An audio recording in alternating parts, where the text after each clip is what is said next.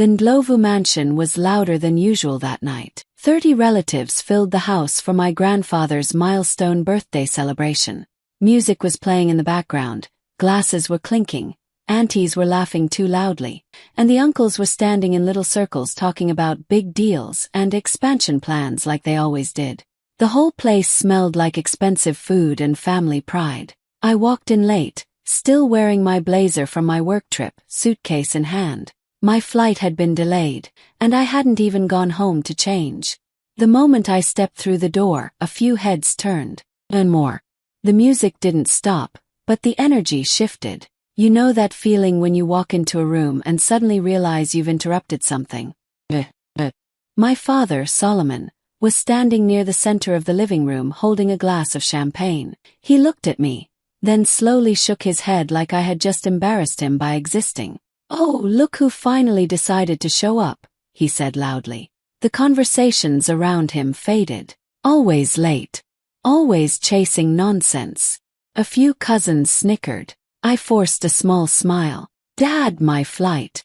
He cut me off. "Enough. You're irresponsible. From today, you're grounded." The word hit me like a slap. Grounded.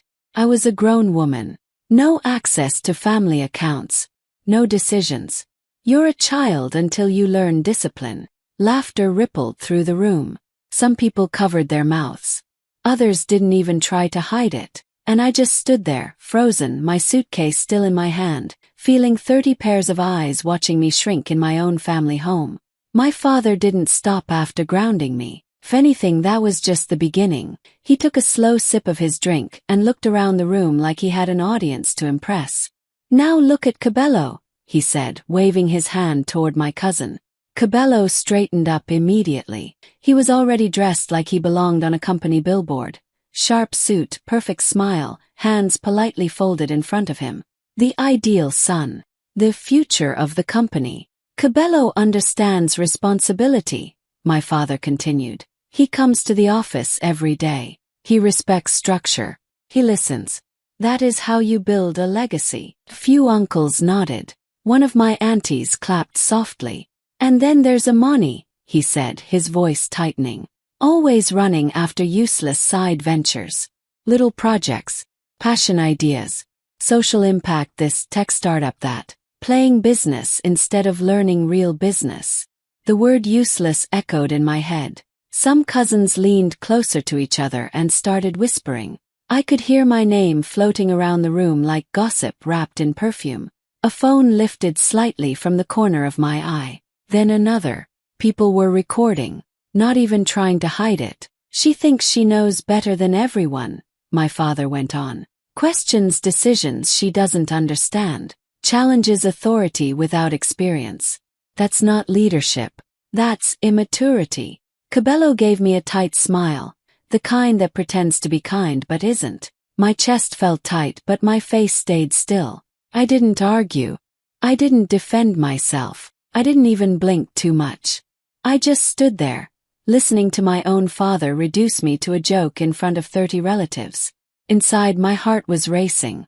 My hands felt cold. But on the outside, to come. Because the truth was, I had learned something important in business. When someone is talking too much, especially in public, they're usually trying to control the story before the real story comes out. He thought he was embarrassing me. He thought comparing me to Cabello would break me. He didn't notice that I wasn't reacting. He didn't notice that I wasn't shocked. He didn't notice that I almost looked prepared. The whispers got louder. The phone stayed up. My father kept talking about discipline and loyalty and knowing your place.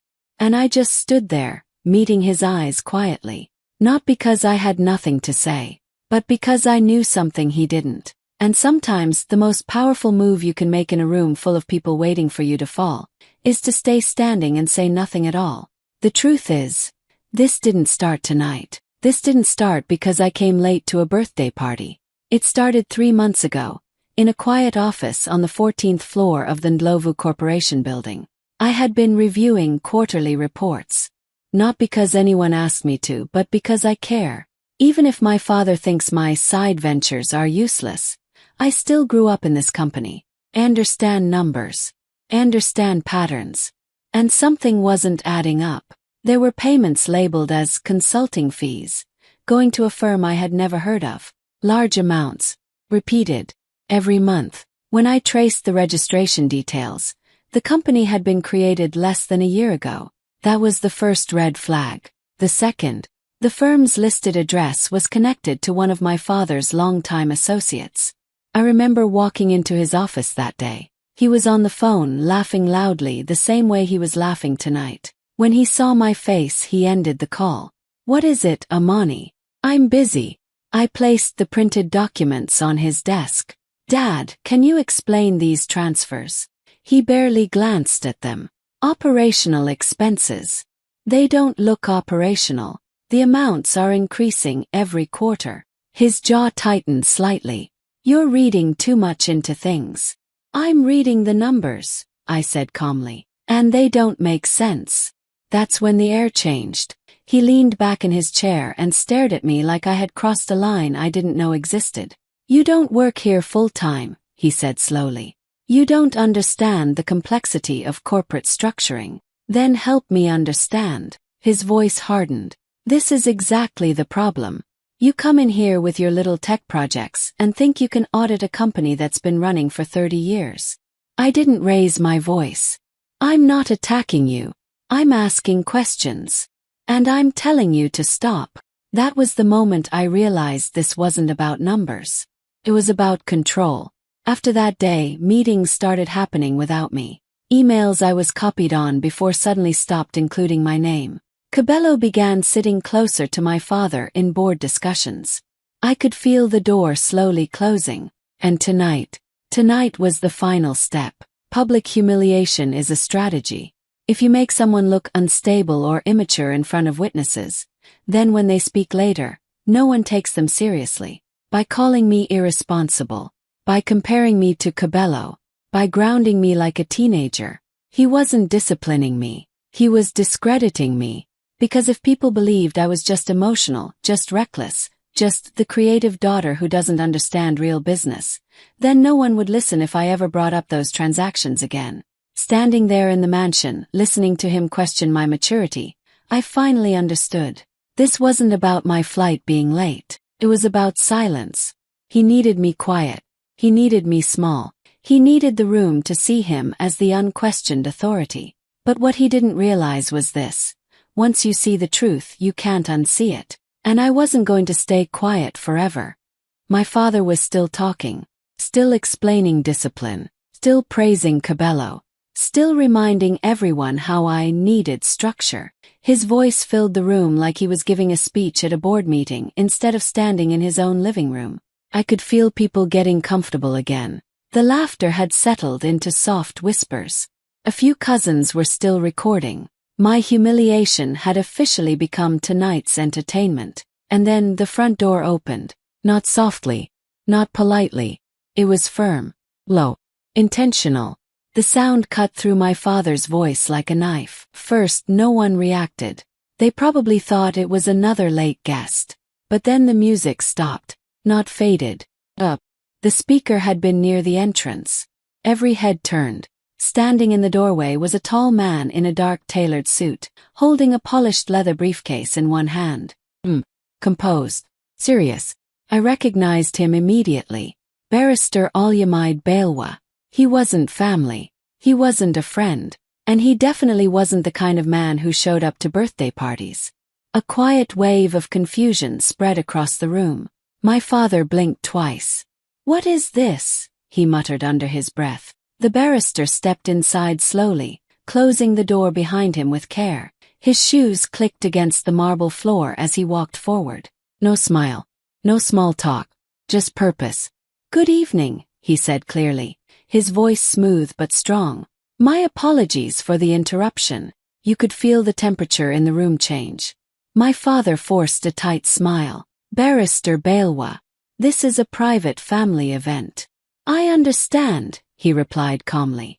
"However, I was instructed that this matter required immediate attention." That's when the whispers started again, but this time they weren't about me. "What matter? Is something wrong? Why is a lawyer here?"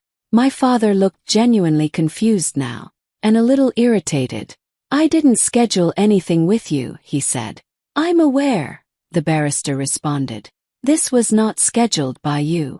That sentence landed heavy. Not scheduled by you. For the first time that night, my father wasn't the one controlling the room. He wasn't the loudest voice. He wasn't the center of attention. The barrister walked closer to the glass table in the middle of the room and placed his briefcase down gently. The sound of the metal clasps clicking open felt louder than the music had been earlier. No one was laughing anymore. No one was recording me. Now every phone was slowly shifting toward him. My father's jaw tightened. "If this can wait until Monday." "It cannot," Barrister Balwa interrupted politely. "The timing is significant." His eyes briefly met mine, just for a second, and in that second my heart skipped, because suddenly I realized something. This wasn't random. This wasn't accidental. And whatever was inside that briefcase, it was about to change everything. The room was so quiet you could almost hear people breathing. Barrister Alyamid Balwa stood straight beside the glass table, his briefcase open now. He adjusted his glasses slightly and cleared his throat. The sound felt louder than it should have. "I apologize for interrupting this family gathering," he said calmly, looking around the room, "but this concerns urgent legal clarification regarding the Ndlovu estate." The word estate made a few aunties gasp softly. My father's fingers tightened around his champagne glass. "This is neither the time nor the place," he said sharply. "With respect, Mr. Ndlovu," the lawyer replied, voice steady. "This is exactly the time." You could feel it. Something heavy. Something serious. Slowly, carefully, the barrister reached into his briefcase and pulled out a thick, cream-colored envelope. It had an official seal on the back. Not decorative. Legal. He placed it gently in the center of the glass table. The small sound it made when it touched the surface echoed through the silent room. Everyone stared at it like it was a bomb. My father didn't sit down, but his posture changed. His shoulders stiffened, his confident expression from earlier, replaced with something else. "Tension." "What is this?" he asked, but his voice wasn't as strong as before. "This," the lawyer said, resting his hand lightly on the envelope, "contains documentation related to a formal amendment made to the Ndlovu estate 2 years ago. 2 years ago. That was when my grandfather was still alive." Whispers exploded again. "Amendment? What amendment? Why didn't we hear about this?" My father's jaw clenched. "Any estate matters were already settled," he said quickly. "I handled everything personally." The lawyer didn't argue. He didn't raise his voice. He simply slid the envelope slightly closer to my father. "Not everything," he said. That sentence landed like thunder. I could see a thin line of sweat forming near my father's temple. He didn't touch the envelope immediately. He just stared at it like he already knew what it might contain, and didn't want confirmation. My heart was beating fast now, but not from fear. From clarity. Because suddenly the humiliation from earlier didn't feel random anymore. Felt desperate.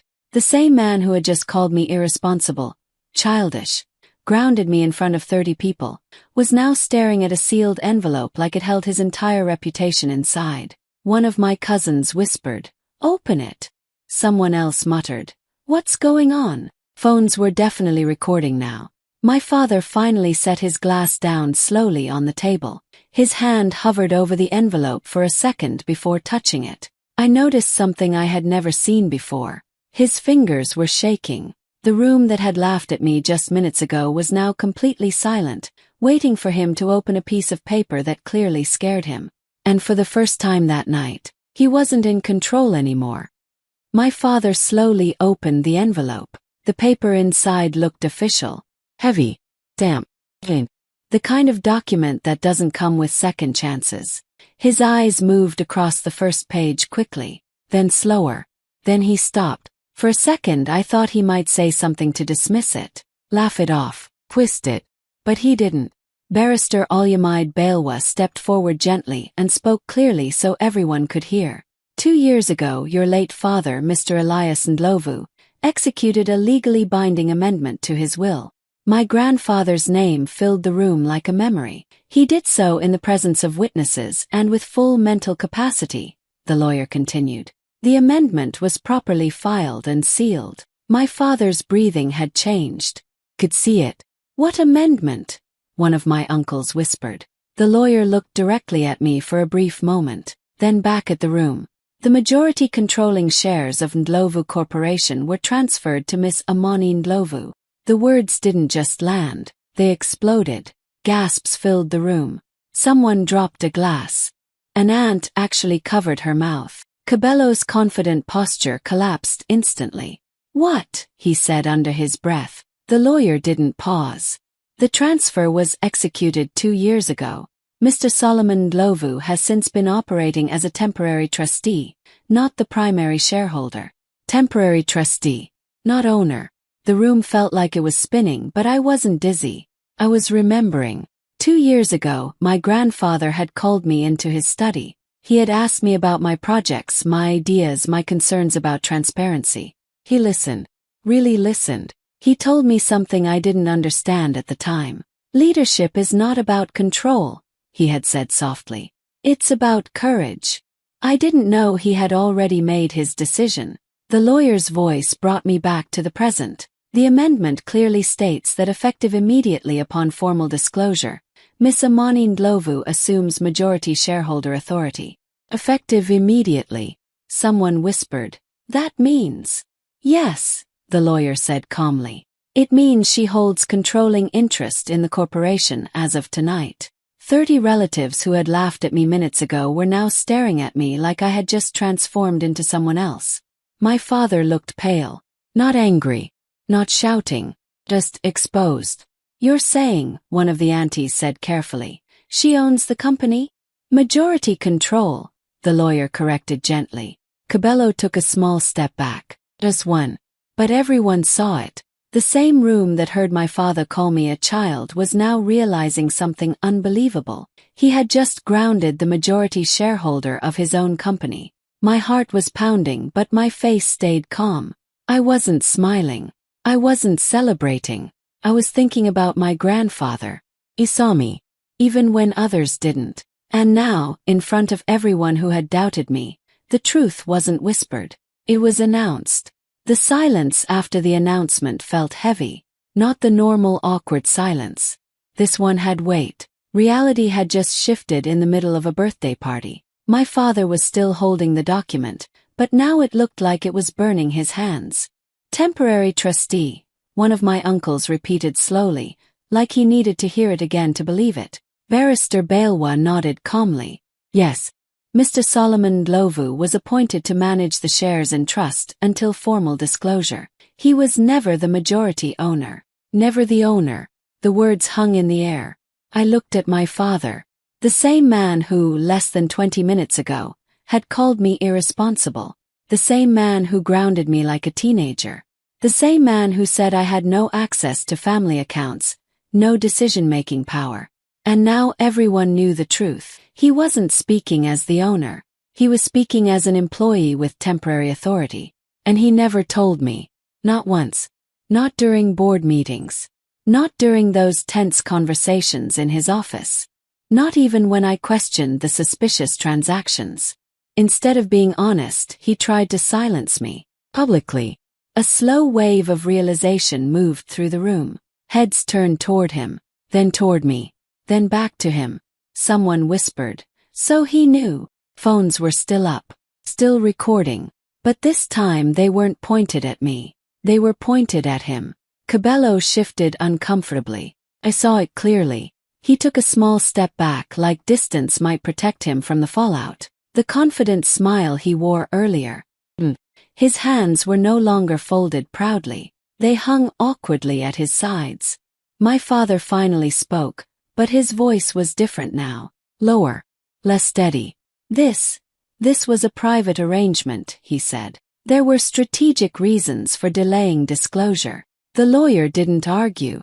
He just said, the document states disclosure was to occur at an appropriate time. That time is now. Appropriate time. Not humiliation. Not grounding. Not public shaming.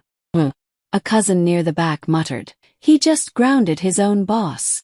A few nervous laughs escaped, but they died quickly. I felt something rise inside me, not anger exactly, not even revenge. Clarity. The reason he embarrassed me tonight wasn't because I was late. It wasn't because of discipline. It was fear. He knew that once the truth came out, his authority would change. His control would shrink. The power dynamic would shift. So he tried to shrink me first. If he could make me look childish, emotional, irresponsible, then when the truth surfaced, people would question me instead of him. But the timing didn't work in his favor. Instead, he publicly humiliated the actual majority shareholder of the company. And now, in front of 30 relatives, in front of multiple phone cameras, in front of the same people who laughed at me, the control he tried so hard to protect was slipping out of his hands.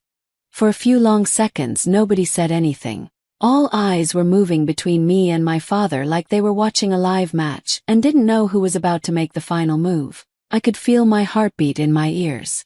I could feel the weight of 30 people waiting for me to react. Some were expecting tears. Some were expecting anger. Some were probably hoping I would explode so they could say, "See? She's emotional." But I didn't explode. I slowly set my suitcase down. The sound of the wheels touching the marble floor echoed in the silence. Then I stepped forward. Steady. No shaking. No rush. I looked at my father first. Not the relatives. Not the phones. Just him. "Dad," I said softly. He looked up at me. For the first time that night, he didn't look confident. He looked unsure. I let a small pause sit in the air. Not dramatic, just enough. "So technically," I continued, my voice even, "you just grounded your boss." Silence. Not one laugh. Not one whisper. Just pure, heavy silence. The words didn't come out sarcastic. They weren't loud. I didn't need them to be. They carried themselves. A few seconds passed and I saw it happening in real time. The same aunties who were laughing earlier suddenly found the floor very interesting. One uncle cleared his throat and adjusted his jacket like he needed something to do with his hands. My cousins who were recording lowered their phones slightly. Eye contact disappeared. Cabello didn't even try to look at me. He stared straight ahead, jaw tight. The power in the room had shifted. You could actually feel it. It was like someone had quietly moved the head seat at the table, and everyone knew it. I wasn't smiling. I wasn't celebrating. I just stood there, shoulders relaxed, breathing steady. "For clarity," I added gently, turning slightly toward the room, "I have no interest in disrespecting anyone, especially not my father." That made a few people look up again. "But I do believe in transparency," I continued. "And I believe in accountability." My father opened his mouth like he wanted to respond, but nothing came out. The man who had just minutes ago called me a child now had nothing to say. I didn't raise my voice. I didn't insult him back. I didn't repeat the humiliation he tried to put on me. I simply stood in the truth. And sometimes that's louder than shouting. The room felt different now. Not warm and noisy like before. Not mocking. Not playful. Serious. Respectful. Careful. Because everyone had just witnessed something they didn't expect. The irresponsible daughter wasn't the weakest person in the room. She was the one holding the majority of the company. And she didn't even need to yell to prove it. You could almost see people waiting for me to attack him. Waiting for me to embarrass him the way he embarrassed me. But I didn't. I took a slow breath and looked around the room. Really looked. These weren't strangers. These were my uncles, my aunties, my cousins. People who grew up with me. People who just minutes ago laughed when I was called a child. "I'm not here to fight," I said calmly. "And I'm definitely not here to disrespect my father." My voice wasn't loud, but it was clear. No shaking. No anger. "This company was built by my grandfather," I continued. "And if I now hold majority control, then my responsibility is simple. Protect it." You could feel the shift again. This wasn't drama anymore. This was leadership. "So starting Monday morning," I said, keeping my eyes forward, "there will be a full internal audit of Ndlovu Corporation." A sharp inhale came from somewhere behind me. "An independent firm," I added. "Complete review of financial transactions over the last 3 years. full transparency, full accountability. The words were clean, direct, not emotional. My father's face changed slowly as I spoke. It wasn't anger. It wasn't shouting. It was realization. Because he knew exactly what that meant. The consulting payments. The unexplained transfers. The documents I once placed on his desk. This wasn't revenge. This was procedure. If everything is clean, I said gently, then the audit will simply confirm that, and we move forward stronger. I finally turned to look at him. But if there are inconsistencies, I continued, my tone still steady, they will be addressed properly, according to company policy and the law. No threats, just facts. The room felt frozen. Cabello shifted again, this time stepping fully out of the center space like he didn't want to be associated with the spotlight anymore. A few relatives who had been whispering earlier were now completely silent. Phones were still recording. And that's when it truly hit him. His authority didn't disappear quietly in a boardroom. Collapsed publicly. In his own living room. In front of 30 relatives. The same way he tried to collapse mine. He opened his mouth slightly, maybe to argue, maybe to reclaim control, but he stopped. Because there was nothing to argue against. An audit isn't an accusation. It's accountability. And how do you oppose accountability without looking guilty? I picked up my suitcase again, not in defeat this time, but with calm confidence. This is still family, I said softly. But business will be handled professionally. No applause, no cheering, just stunned silence. And in that silence, everyone understood something very clearly. The girl who was grounded 20 minutes ago had just set the rules. And the man who thought he ran everything had just realized he no longer did. The final scene was quiet in a different way. Not the heavy silence from the party. This one was peaceful. I was sitting in the chairman's office. The same office where board meetings happened, where decisions were made, where signatures changed companies and families. The chair felt different under me now. Not bigger. Not smaller. Just mine. On the desk were documents waiting to be reviewed. Notepad. Pen. Nothing dramatic. Real business. My phone vibrated. Message. Then another. And more. Relatives who had laughed at me, recorded me, whispered about me, were now sending congratulations.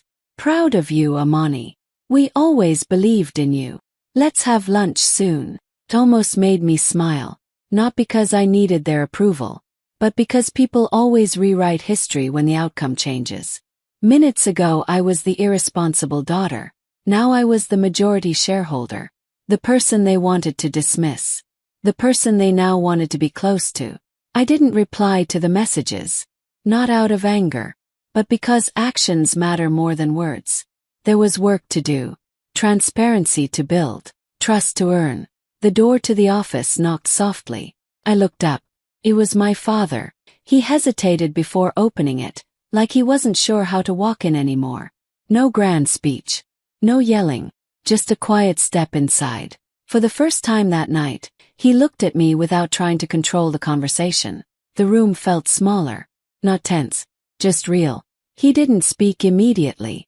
And I didn't either. 'Cause some moments need space. Finally he said, "We need to talk." He nodded. "We will. But not like before. Not with humiliation. Not with secrecy. With facts. With respect. With accountability." He stood there for a second longer, then closed the door behind him, not shutting me out, just starting something new. I looked back at the documents on the desk. The company. The legacy. The responsibility. He tried to ground me like a child. He forgot my grandfather already handed me the keys.